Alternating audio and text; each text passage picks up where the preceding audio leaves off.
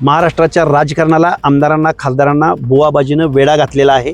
पण भोंदूबाबांचं आणि जादूटोणा करणाऱ्या माणसांचं मात्र फावलेलं आहे. त्यांना हजारो कोटी रुपयांच्या निधी, पैसे, त्यांच्या नावावरच्या गुंतवणुकी, मठांवरच्या वेगवेगळ्या की ज्या जादूटोणा आणि भोंदूगिरी करतात, त्यांना हजारो कोटींचा निधी इथले आमदार, खासदार देताना दिसून येत आहेत. आणि सगळे राज्यकर्ते आहेत यामध्ये. आज तर 5 नरबळी दिल्याची चर्चा पुढे येते. नरबळी दिले जात आहेत पुरोगामी महाराष्ट्रामध्ये. ज्या ज्या लोकांचे फोटो आहेत, ज्या ज्या लोकांनी यांना सपोर्ट केला, त्या माणसांना शिक्षा झाली पाहिजे, सहआरोपी केलं पाहिजे. राज्यात जे प्रकरण गाजतंय कॅप्टन खरात, काय म्हणणं आहे तुमचं? कॅप्टन खरात सारख्या माणसाचं प्रकरण ज्यावेळी पुढे आलं त्यावेळी महाराष्ट्राची, फुले शाहू आंबेडकरांच्या महाराष्ट्राची मान शर्मेनं खाली गेली. महाराष्ट्राच्या राजकारणाला, आमदारांना, खासदारांना बुवाबाजीनं वेढा घातलेला आहे.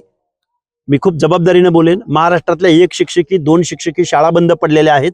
पण भोंदूबाबांचं आणि जादूटोणा करणाऱ्या माणसांचं मात्र फावलेलं आहे. त्यांना हजारो कोटी रुपयांच्या निधी, पैसे, त्यांच्या नावावरच्या गुंतवणुकी, मठांवरच्या वेगवेगळ्या की ज्या जादूटोणा आणि भोंदूगिरी करतात, त्यांना हजारो कोटींचा निधी इथले आमदार, खासदार देताना दिसून येत आहेत.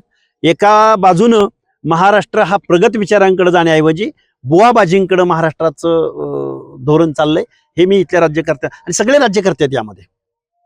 आज तर 5 नरबळी दिल्याची चर्चा पुढे येते. नरबळी दिले जात आहेत पुरोगामी महाराष्ट्रामध्ये. ज्या ज्या लोकांचे फोटो आहेत, ज्या ज्या लोकांनी यांना सपोर्ट केला, त्या माणसांना शिक्षा झाली पाहिजे, सहआरोपी केलं पाहिजे. एखाद्याच व्यक्तीचा राजीनामा घेऊन चालणार नाही. तर त्याच्याबरोबर जेवढी लोक यामध्ये इन्व्हॉल्व्ह आहेत, त्या सगळ्या लोकांना महाराष्ट्राचं राजकारण करण्याचा कुठलाही नैतिक अधिकार नाही.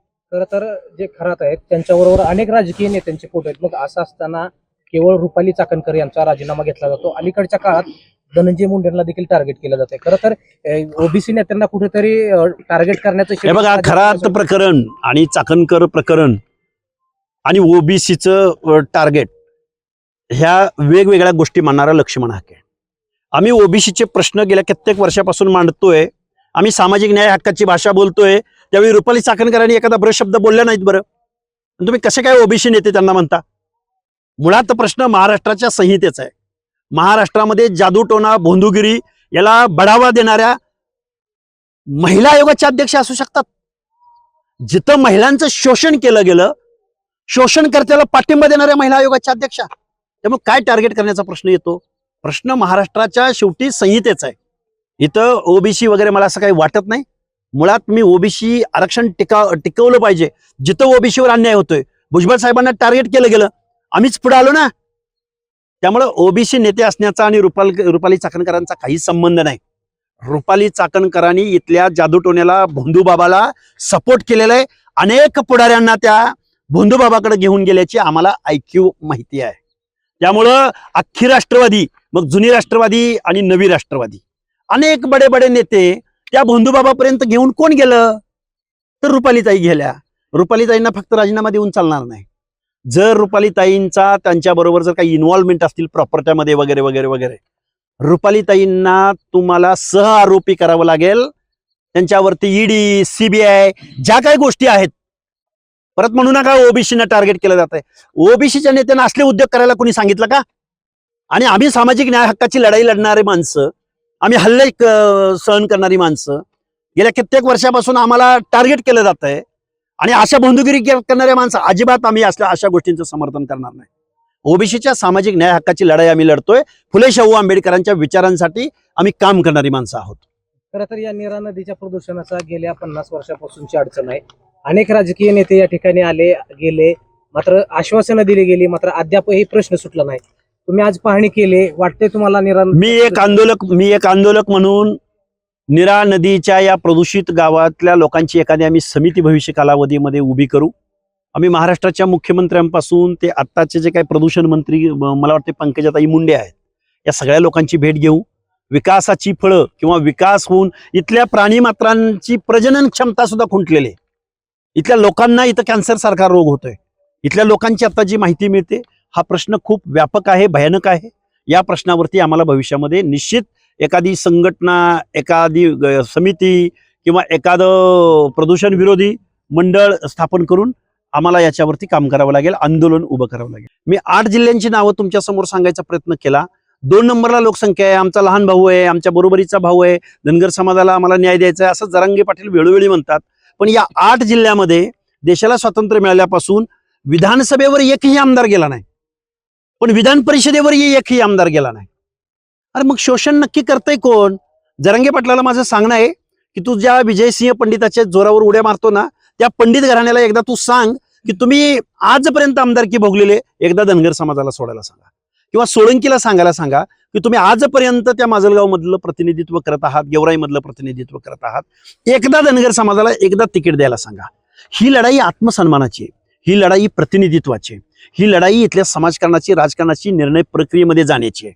त्यामुळे लांडग्यांच्या नादाला लागल्यानंतर लांडगा शेळ्या मेंढ्यांची पुढे जाऊन काय करतो हे या महाराष्ट्राला माहिती आहे. त्यामुळे धनगर समाज हा सुज्ञ आहे.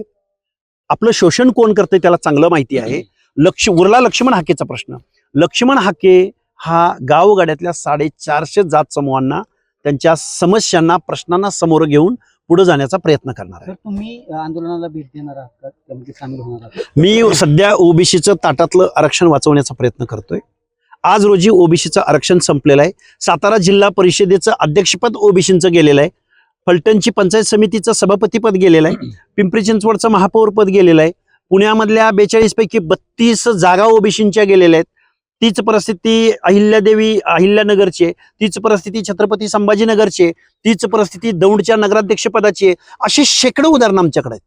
आम्ही जे ओरडून सांगतोय की तुमचं आरक्षण गेलंय, आणि मग हे आरक्षण कुणामुळे गेलंय तर जरांगे पाटलामुळे गेलंय, आणि मग त्याच जरांगे पाटलांचा जर सपोर्ट घेऊन कोण आंदोलन उभं करत असेल तर मला वाटतं हा धनगर समाजाचा विश्वासघात असणार आहे. धनगर समाजाची मागणी सरळ वेगळी आहे. त्यांना देखील जी आरक्षण पाहिजे स्कीममधून ती मागणी सध्या जोर धरत आहे. एकंदरीत तुम्ही देखील ओबीसीचं मागणीसाठी राज्यभर फिरतात, परंतु सद्यस्थितीतलं जे आंदोलन पाहता संपूर्ण राज्यभरातून जो पाठिंबा मिळतोय, गेल्या वेळेस देखील मोठं आंदोलन बोराडींनी उभं केलं होतं, त्यावेळेस देखील तुम्ही उपस्थिती लावली होती.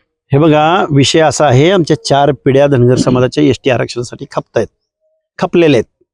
त्याची फॅक्ट न्यायालयीन लढाई लढणाऱ्या पण तज्ज्ञ मंडळींनी ती लढाई लढून पाहिलेली आहे.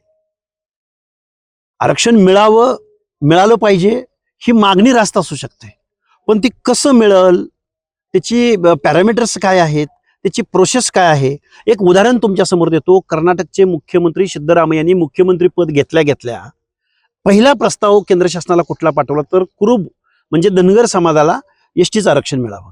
काय झालं त्या प्रश्नाचं आतापर्यंत? मग सिद्धरामय्या एका मुख्यमंत्र्याच्या प्रयत्नाला जर यश मिळत नसेल तर महाराष्ट्रातल्या धनगर समाजाच्या नेत्यांनी यावरती विचार करण्याची आवश्यकता आहे. माझं म्हणणं एवढंच आहे की ताटातलं आपलं ओबीसी विजय एनटीचं आरक्षण आपण टिकवायचं का नाही टिकवायचं, का सोडून द्यायचं जरांगेला? जरांगेने ते आता काबू केलेलं आहे. तुमच्या अंगावरची कपडे काढून घेतलेले आहेत जरांगेने आता, आणि आता तुम्हाला सूट मिळायला पाहिजे म्हणून बोराडेंच्या आंदोलनाला पाठिंबा द्यायला येत असेल तर याचा विचार धनगर समाज निश्चित करेल. तुम्हाला वाटतंय की धनगर समाजाला आरक्षण मिळू शकणार नाही? तर दुसऱ्या बाजूला लक्ष्मण हाकेंची धनगर आरक्षणाबाबत नेमकी भूमिका काय? लक्ष्मण हाकेंनी 2014 साली ही आम्ही सगळी, आता ही आठवडे, सोलंकर, आमची ही सगळी मंडळी आहेत, आम्ही सगळ्या मंडळी 2014 पासून आम्ही या आंदोलनामध्ये आहोत. एक राज्य मागासवर्ग आयोगाचा माजी सदस्य म्हणून मला या गोष्टीची चांगली कल्पना आहे. मी योग्य वेळी ती बोलेन. पण आज रोजीचं आपलं ताटातलं आरक्षण वाचवण्याला प्राधान्य देणारं लक्ष्मण हाके आहे. त्यामुळे धनगर समाजाच्या आरक्षणाला निगेटिव्ह बोलण्याचा, निगेटिव्ह असण्याचा कोणताही प्रश्नच उद्भवत नाही. पण तुम्ही न्यायालयाचा आपल्याला ते मिळणार आहे की नाही याचा कधी विचार तुम्ही करणार आहात की नाही? का देशाला स्वातंत्र्य मिळाल्यापासून एकच मागणी धरून जर तिला उत्तर मिळत नसेल त्याला मग त्याच्यावरती विचार करण्याची पण आवश्यकता आहे. आपण मग तुम्ही राज्यकर्ते कधी बनणार आहात? तुम्ही राज्यकर्ते बना, आणि ज्या लोकांनी तुमचं डावललंय त्या ठिकाणी तुम्ही जा.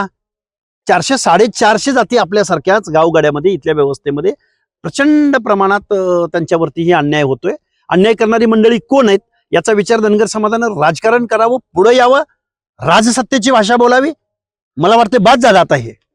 मग बोराटेंनी जी भूमिका आता घेतलेली आहे ती भूमिका रास्त आहे की नेमकं बोराडे कुठल्या हेतून त्या ठिकाणी? हे बघा, धनगर समाजाची आजची अवस्था अशी झालेली आहे, हातचं पण आत्ताचं सांभाळता येत नाही आणि पुढं काय मिळणार आहे ते पण मिळत नाही. त्यामुळे ह्याच्या सगळ्यांच्या मुळाशी राजकारण आहे. धनगर समाज जोपर्यंत प्रभावी राजकारण करणार नाही तोपर्यंत तो स्वतःलाही काही मिळवू शकणार नाही आणि आपल्यासारख्या जात समूहांनाही काही न्याय देऊ शकणार नाही.